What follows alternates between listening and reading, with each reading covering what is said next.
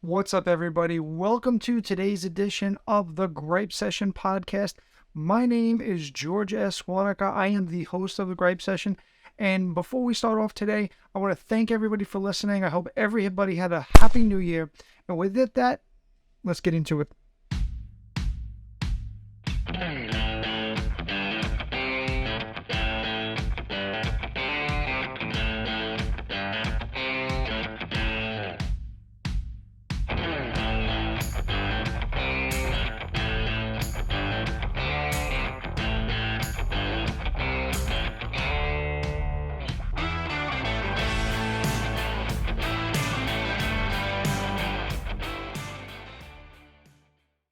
Hey everyone, my name is George S. Wonica. I am your host of the Gripe Session podcast. First and foremost, I want to thank everybody for watching this podcast, listening to this podcast.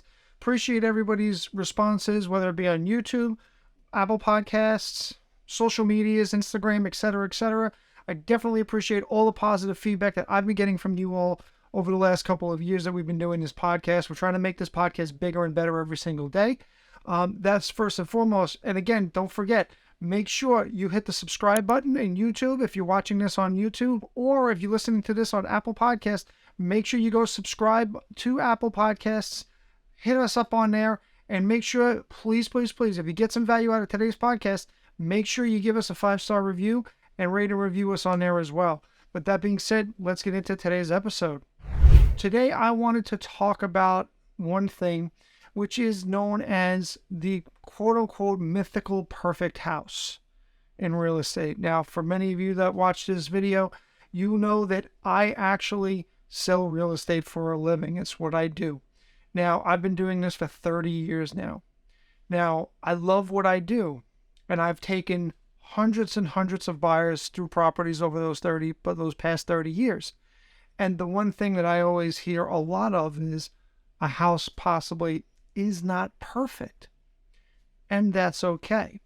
Because, ladies and gentlemen, there really is no such thing as the perfect house.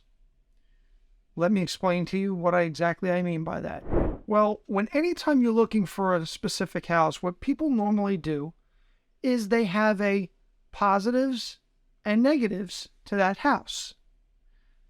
Their wants and their dislikes. So most people sometimes will make a list. What then happens with that list is, as you're going through it, you start to check off which on those lists, positive parts of that list, the negative parts of that list, you're actually finding.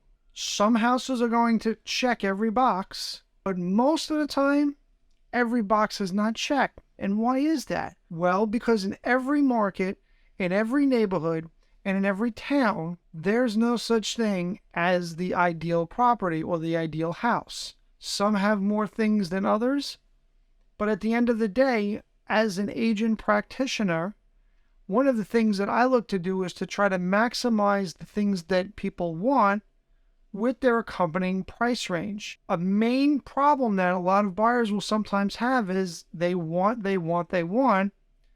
but they don't have the necessary financial means to get everything that they want. And that's okay, because as the expression goes, everybody has to start someplace. However, the biggest part of starting someplace is learning what you can do without. That's the biggest thing that anybody could ever do. Learning what are your main things that you have to have in order to get into a piece of property or a house. Okay, and the things that you would like to have but aren't so major. So for those of you that are watching this video that are starting to think about getting into the market, one of the tips of today would be make yourself a list of have or have-nots. Know what things are important and not important to you, and prioritize those things that are deal breakers. That will make your home buying search a lot easier for you to do and a lot less painful for you as well. If you're starting to look for a house, even though I work in Staten Island, New York, I have the ability to reach out to colleagues from across the country. I have contacts. The most important part of me for any person that watches my content is to make sure that my followers, listeners, and people that subscribe to me not only get the best advice possible, but deal with the best agents possible, because there's no cost to you. So with that being said, if you have a question on the home buying process, if you're starting to look in an area that I necessarily don't cover, you can still reach out to me. You can reach out by phone number, as you can see on the screen over here. You can reach out by email over here, or you can reach out to the social medias listed just below. Once you get in contact with me, or you can also leave a comment down below in this video. I will do what I can to try to help you make this real estate purchasing process the most seamless process around. Thanks for watching today's video in the gripe session, and we'll catch you on the next one.